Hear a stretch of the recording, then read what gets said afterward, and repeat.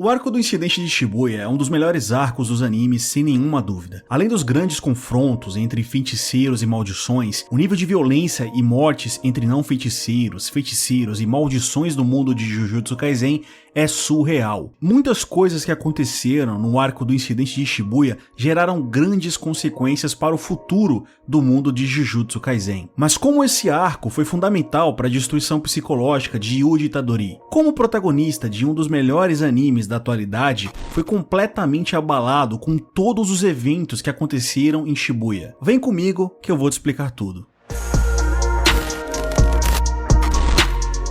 Yuji Itadori é uma pessoa justa, que se preocupa muito não apenas com seus amigos, mas com qualquer pessoa que possua suas próprias vontades. Mesmo que Itadori não tenha uma ligação profunda com essa pessoa, ele se preocupa muito com o valor de uma única vida, ao ponto de lutar para que essa pessoa tenha uma morte até que justa. Uma característica forte de Yuji é a sua disposição de se sacrificar pelos outros. Essa disposição teve muita influência do seu avô, que quando estava para morrer, disse as seguintes palavras para Itadori: "Você é forte, ajude os outros." Exemplo disso é quando no começo do anime, ele e o Megumi estavam quase sendo mortos por uma maldição e Yuji engoliu o dedo do Sukuna para receber mais força e assim vencer aquele espírito amaldiçoado e salvar tanto ele quanto o Megumi e seus outros amigos. Nesse momento, o Itadori tinha acabado de conhecer Megumi e mesmo assim não pensou duas vezes em se sacrificar para salvar ele.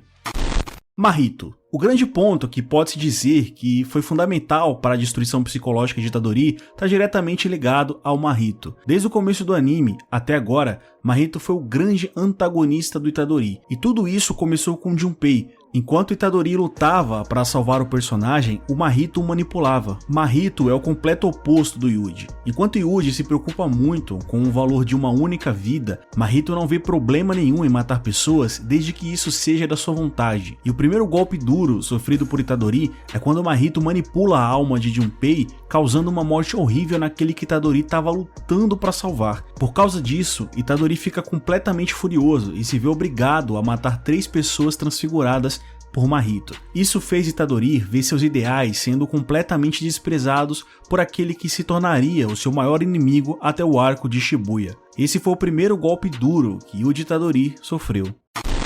Arco do incidente de Shibuya. Seguindo a ordem cronológica dos acontecimentos que levaram aos traumas de Itadori, a gente começa pela luta dele com Chozo. Nessa luta, mesmo sendo ajudado por Mekamaru, Itadori acaba sendo derrotado por Chozo, que só não matou ele porque segundos antes de dar o golpe final, foi bombardeado com lembranças estranhas, que deram a entender que Chozo e Yuji são na verdade meio-irmãos. Esse laço entre os dois se dá ao fato do Kenjaku ter sido diretamente o responsável pela criação de Chozo e seus irmãos, além de Itadori, já que ele possuiu o corpo da mãe do Yuji para que conseguisse gerar um feto amaldiçoado que a gente conhece como Yuji Itadori. Por causa dessa derrota pro Chozo, Itadori acaba ficando desacordado, e o Jogo, que estava por perto, sentiu a presença do Sukuna, porque as filhas do Geto fizeram Yuji engolir um dos dedos do Sukuna com a esperança de que o Rei das Maldições obedecesse elas e matasse Kenjaku, que estava em posse do corpo de Seguro Geto, o que a gente sabe bem que não deu muito certo.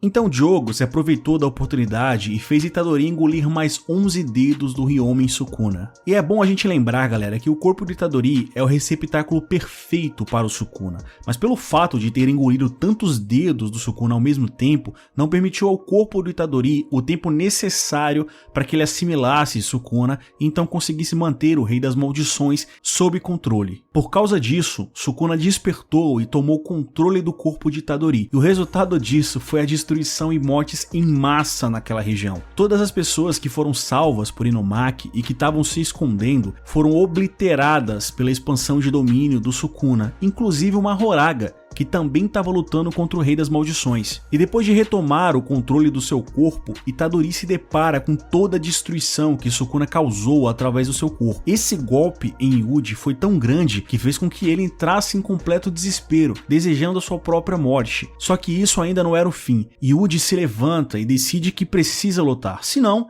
ele seria apenas mais um assassino. Mesmo com esse golpe, Itadori ainda continuou lutando, o que mostra a força do nosso protagonista, mesmo diante de tantos problemas, dores e sofrimentos que ele tinha causado naquele momento, mesmo que ele tenha sido controlado pelo Sukuna.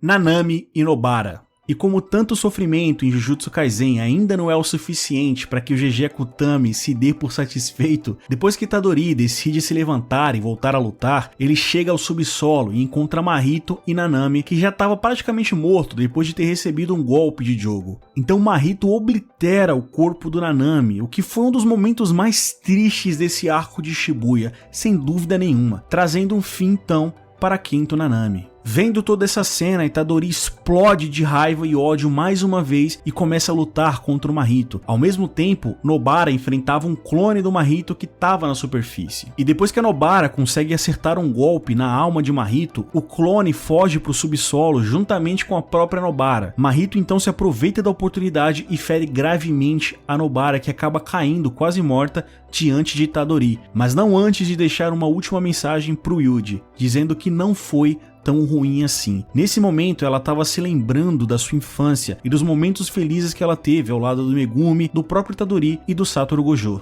E como toda desgraça e sofrimento no mundo de Jujutsu Kaisen é só um detalhe, Yuji começa a ser espancado por Mahito, enquanto tem os seus ideais sendo pisados e destruídos mais uma vez. Aqui, galera, Itadori já não tinha mais nenhuma força para levantar e revidar. Também, cara, depois de tudo que aconteceu, vendo seus amigos morrerem um atrás do outro, as coisas que ele mais prezava na vida dele sendo pisadas e ele sendo humilhado, conseguir se levantar mostraria uma força ainda maior do protagonista de Jujutsu Kaisen. E é isso que acontece. Um fato novo ocorre quando Aoi Todo chega no campo de batalha e salva Itadori de ser morto pelo Mahito. Então, depois de um discurso épico de Todo, Itadori decide se levantar e acabar de uma vez por todas com o Mahito. A morte de Nanami e Junpei, a possível morte de Nobara, mesmo que ainda não confirmada, a destruição e inúmeras mortes causadas pelo Sukuna e o selamento do Satoru Gojo, por que não citar isso, fizeram com que Itadori atualmente desistisse de todos os seus ideais e aceitasse o destino violento que ele tinha. Yuji Itadori aceitou que ele era igual ao Mahito e que era apenas uma peça dessa engrenagem, além de sentir toda a culpa e o remorso por inúmeras mortes.